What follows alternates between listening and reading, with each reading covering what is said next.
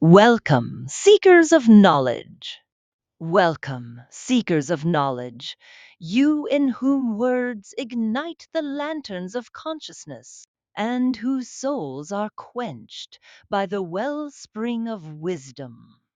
Here, within the halls of Millennium Library, we embark together on a unique journey through the paths of letters and the labyrinthine corridors of ideas. This is not just a podcast, it is a cultural edifice that rises with you, from you, and for you.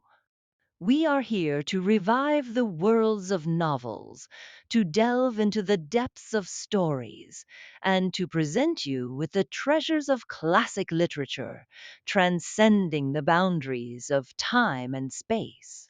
Every voice you hear, every word that touches your ears, is the fruit of a joint effort, a human and artistic legacy born from the pristine collaboration between a creative human mind and promising artificial intelligence. We have worked together to transform these timeless literary masterpieces, which are now in the public domain, into captivating audio experiences, reaching you pure, clear, and rich.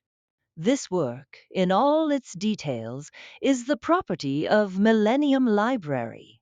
All broadcasting and production rights are reserved to it, and everything you hear is part of this cultural legacy that we offer to the world. We kindly ask you to enjoy this unique experience and contribute to spreading the light of knowledge while respecting the ownership and rights of this creative production.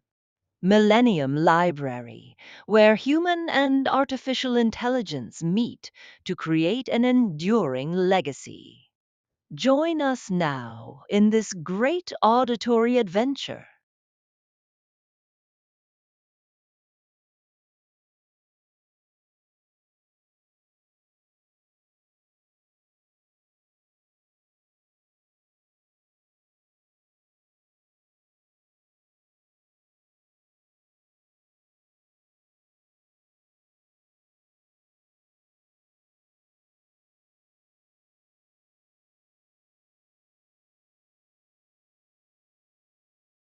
The Secret Garden. The Moonot waste no time. Of course, Mary did not waken early the next morning. She slept late because she was tired, and when Martha brought her breakfast, she told her that though Colin was quite quiet, he was ill and feverish as he always was after he had worn himself out with a fit of crying. Mary ate her breakfast slowly as she listened. He says he wishes the would please go and see him as soon as the can, Martha said. It's queer what a fancy he's took to thee. Tha did give it him last night, for sure, didn't tha? Nobody else would have dared to do it. Eh, poor lad, he's been spoiled till salt won't save him. Mother says as the two worst things as can happen to a child is never to have his own way, or always to have it.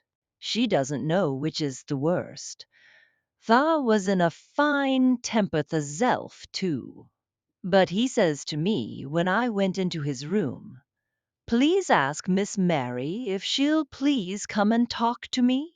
Think o' him saying please. Will you go, miss? "I'll run and see Dickon first," said Mary.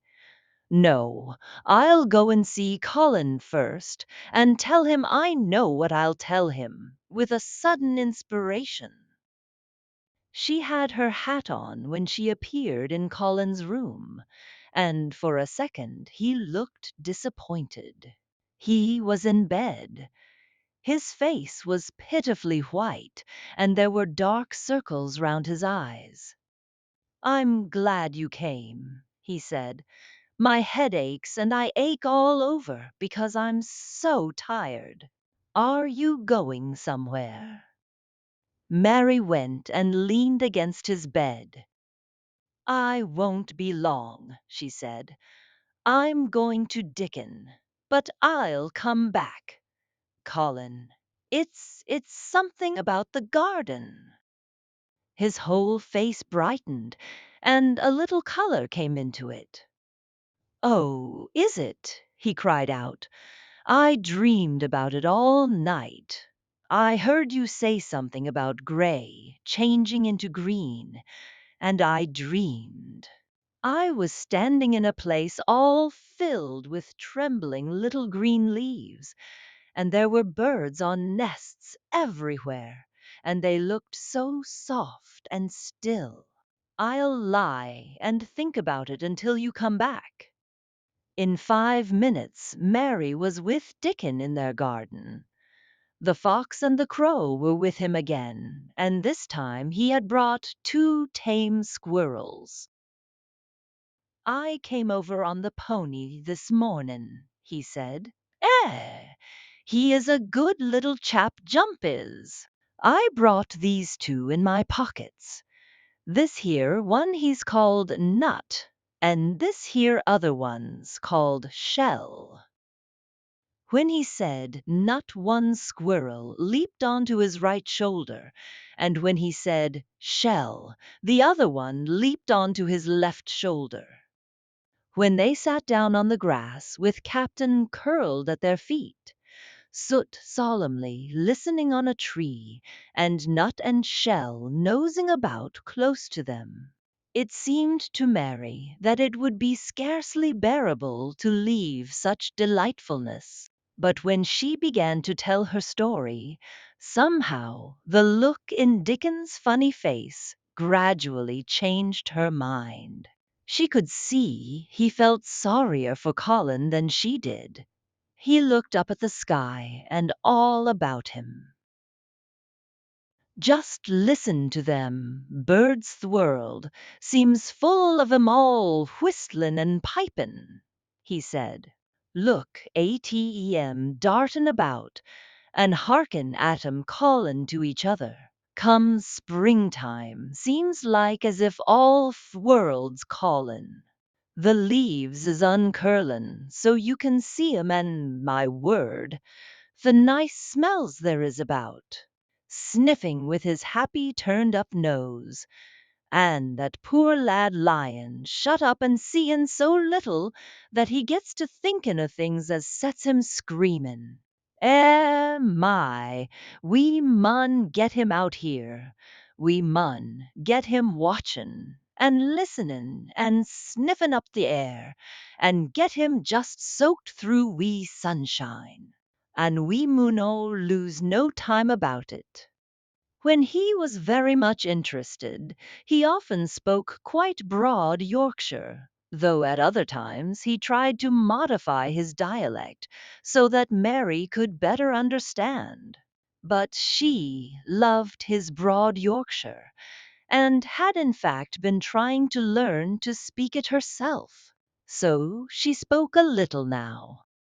Aye, that we mun, she said, which meant, yes, indeed, we must.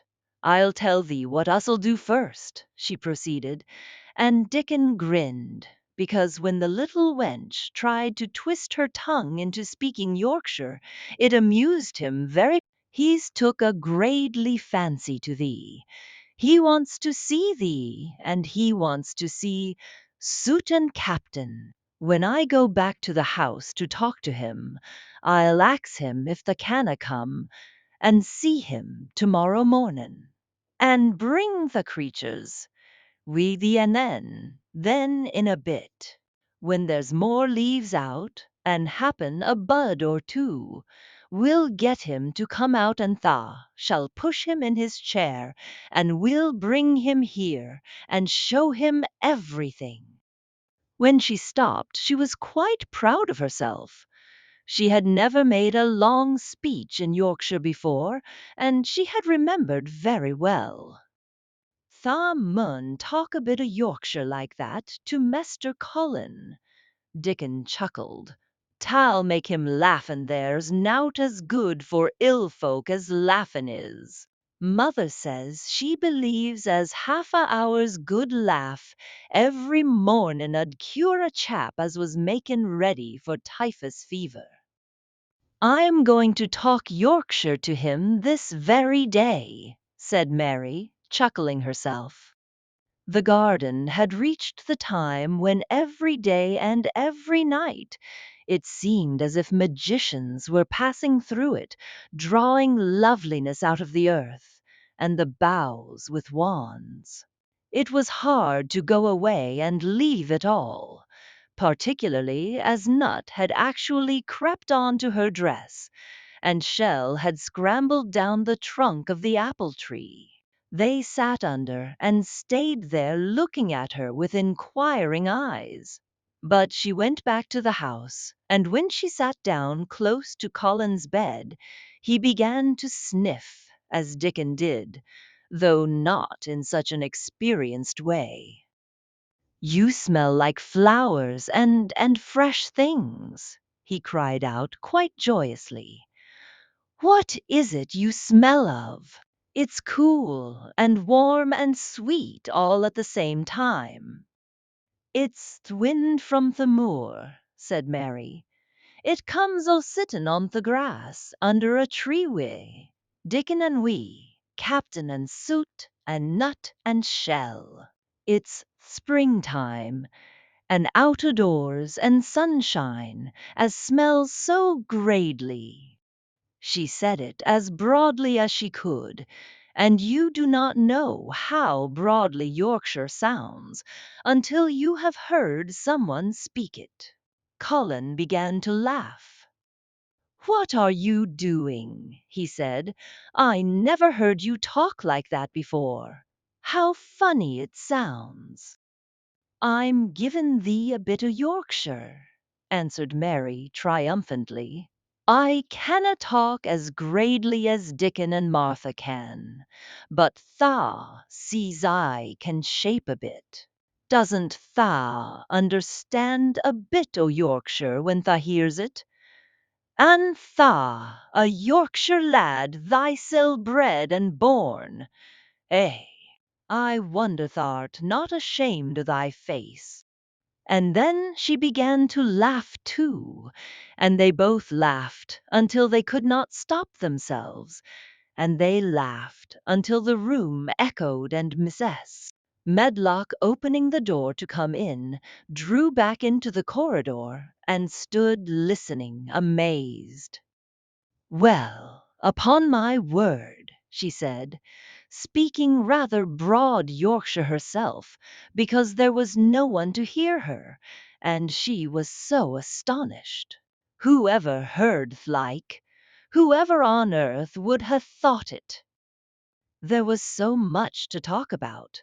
It seemed as if Colin could never hear enough of Dickon, and Captain, and Soot, and Nut, and Shell, and the pony whose name was Jump.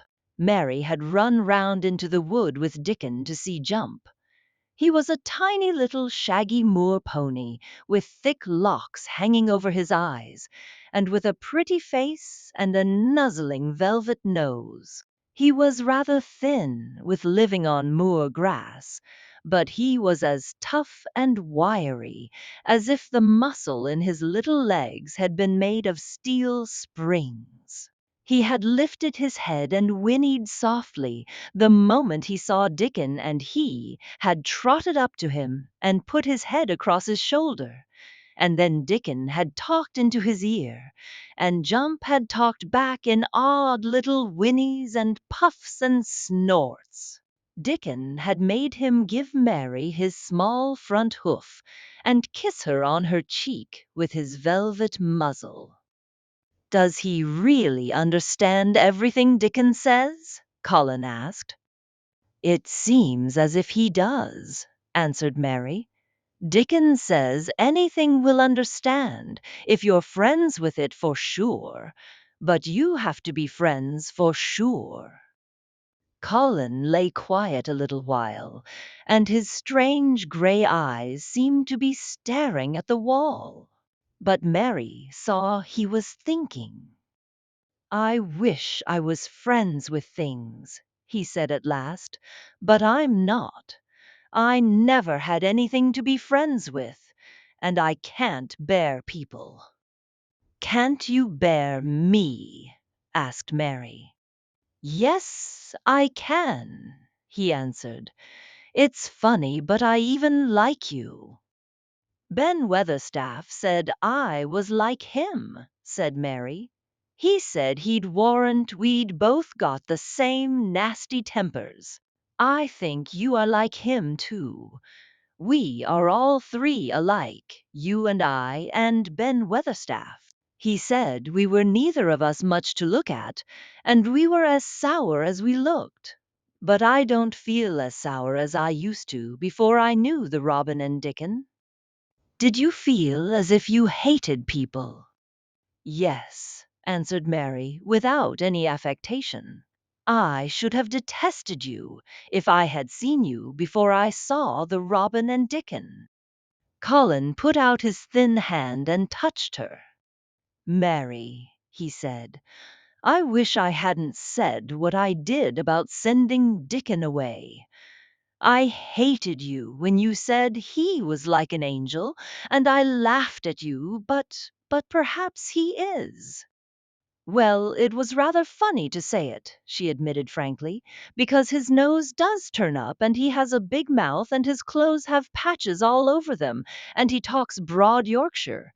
But if an angel did come to Yorkshire and live on the moor, if there was a Yorkshire angel, I believe he'd understand the green things and know how to make them grow, and he would know how to talk to them as Dickon does, and they'd know he was friends, for sure. I shouldn't mind Dickon looking at me, said Colin. I want to see him. I'm glad you said that, answered Mary, because quite suddenly it came into her mind that this was the minute to tell him. Colin knew something new was coming. Because what? He cried eagerly. Mary was so anxious that she got up from her stool and came to him and caught hold of both his hands. Can I trust you? I trusted Dickon because birds trusted him. Can I trust you for sure, she implored. Her face was so solemn that he almost whispered his answer. Yes, yes. Well, Dickon will come to see you tomorrow morning, and he'll bring his creatures with him. Oh, oh, Colin cried out in delight. But that's not all, Mary went on, almost pale with solemn excitement. The rest is better. There is a door into the garden. I found it. It is under the ivy on the wall. If he had been a strong, healthy boy, Colin would probably have shouted, Hooray! Hooray! Hooray! But he was weak and rather hysterical. His eyes grew bigger and bigger, and he gasped for breath. Oh, Mary! He cried out with a half sob. Shall I see it? Shall I get into it? Shall I live to get into it? And he clutched her hands and dragged her toward him. Of course you'll see it, snapped Mary indignantly. Of course you'll live to get into it. Don't be silly. And she was so unhysterical and natural and childish that she brought him to his senses, and he began to laugh at himself. And a few minutes afterward she was sitting on her stool again, telling him not what she imagined the secret garden to be like, but what it really was. And Colin's aches and tiredness were forgotten, and he was listening enraptured. It is just what you thought it would be, he said at last. It sounds just as if you had really seen it. You know I said that when you told me first. Mary hesitated about 2 minutes and then boldly spoke the truth. I had seen it, and I had been in, she said.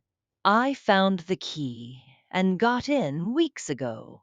But I daren't tell you. I daren't, because I was so afraid I couldn't trust you for sure.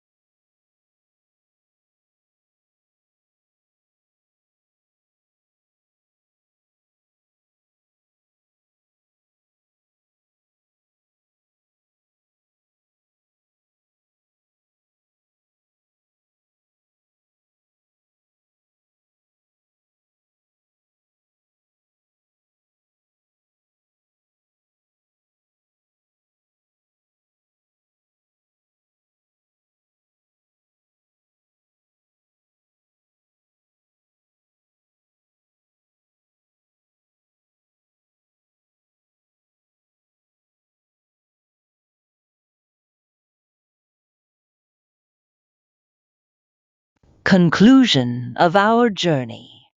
And so, we reach the conclusion of our journey for today, within the unending worlds of words and the never folding pages of knowledge. We have spent an enjoyable and beneficial time together within the embrace of Millennium Library, where voices meet tales and a new cultural legacy is forged. We hope you have enjoyed every moment and delved deeply into the dimensions of the story or novel we presented to you. Always remember that this grand edifice, Millennium Library, is the result of a unique collaboration between human creativity and the profound depth of artificial intelligence. Our goal is to enrich your ears and minds with the treasures of world literature and to make knowledge accessible to everyone, while preserving the ownership rights of Millennium Library for this distinctive production. Don't forget to follow us and activate the notification bell to receive all new content. And share this podcast with everyone around you, for knowledge is light, and together we illuminate the paths. Until we meet again in a future episode and a new literary adventure, may you be in the care and keeping of Allah, and within the realm of immortal words. Millennium Library, where tales are embodied, knowledge is narrated, and creativity is immortalized.